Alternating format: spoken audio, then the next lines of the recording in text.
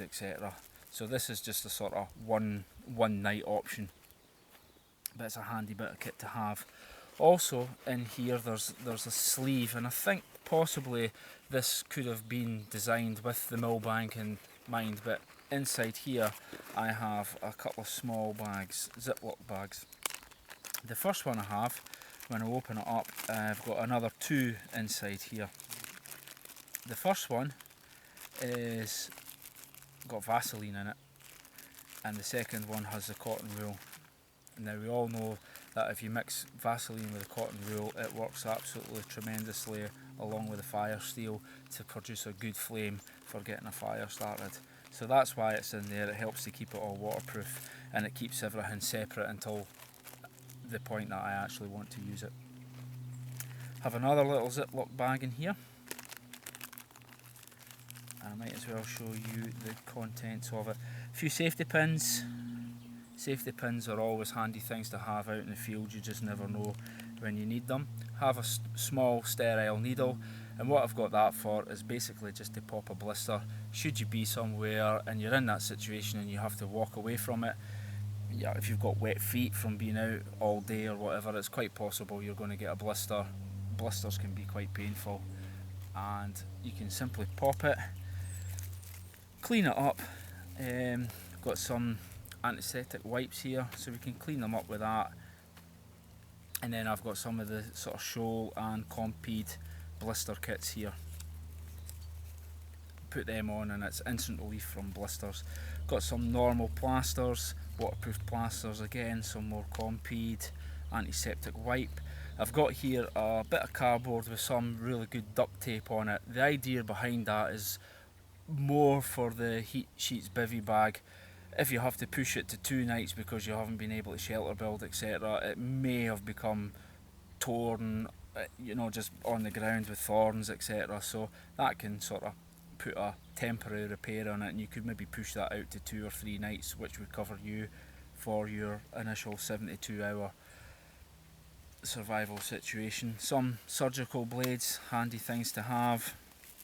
I've got a suture kit, perhaps not too necessary for this country, but if you were somewhere really remote, Africa or South America, someplace like that, and you gave yourself a really bad cut, one of these could potentially be a lifesaver. Again, some waterproof plasters. I have here a Beecham's cold flu drink.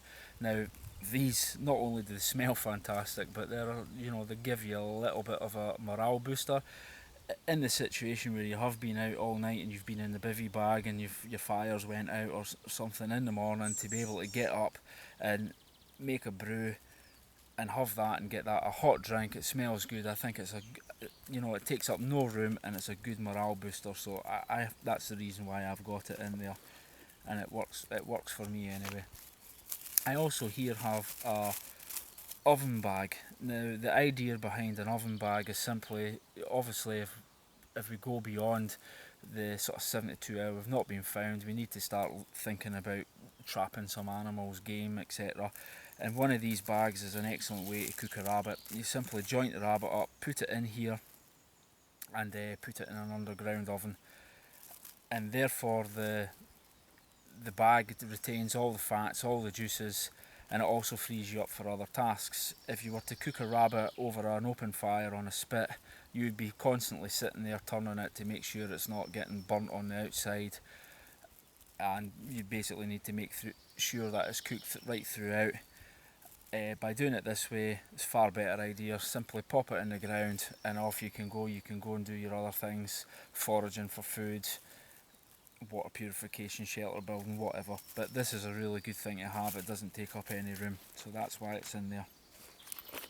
Okay, moving on to the forward compartment now. I have a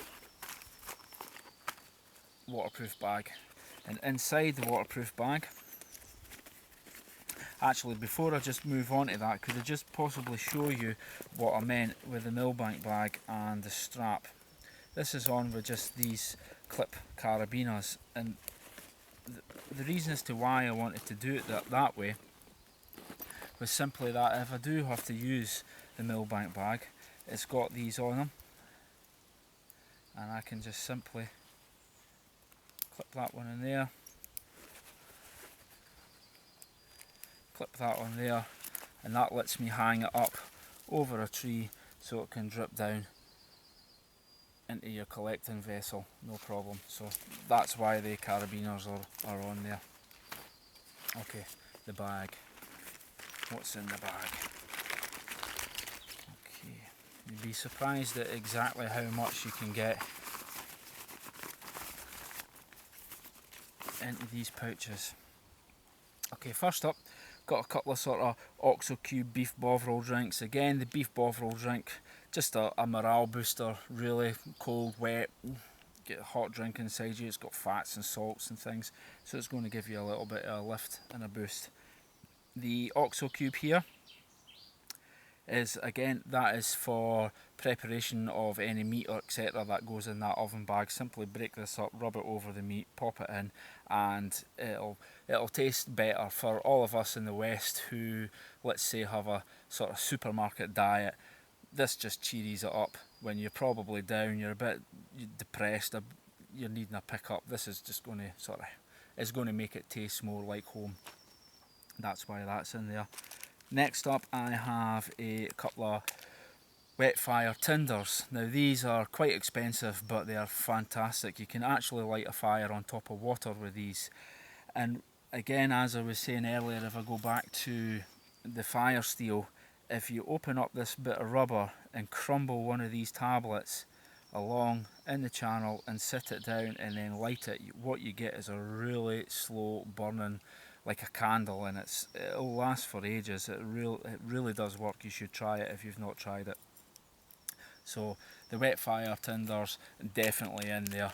Again, in that initial situation, crumble one of these over your sticks and light it with a windmill lighter, job done. After that, what have we got? I have a small bijou vial here with some matches in it, and I have a bit of sandpaper on top for lighting them. Again, that's really just a backup. It keeps them dry in there. I guess there's probably about 50 matches in there, so I can get it in, so why not? It's another means to light a fire if need be. Here I have a small fishing kit. I'll take it out, let you see. Again, it's a bijou bottle, and there's all different hooks and weights and things in there. I tend to favour small fishing hooks. Small fishing hooks will catch large fish, whereas if you go for larger hooks, then you're limiting yourself to big fish only. Have different reels in here with different strengths of a line. Again, these have got many uses for traps, snares, etc. So that's why I carry a couple of different strengths, and that's my little sort of homemade fishing kit. I also carry needles and thread.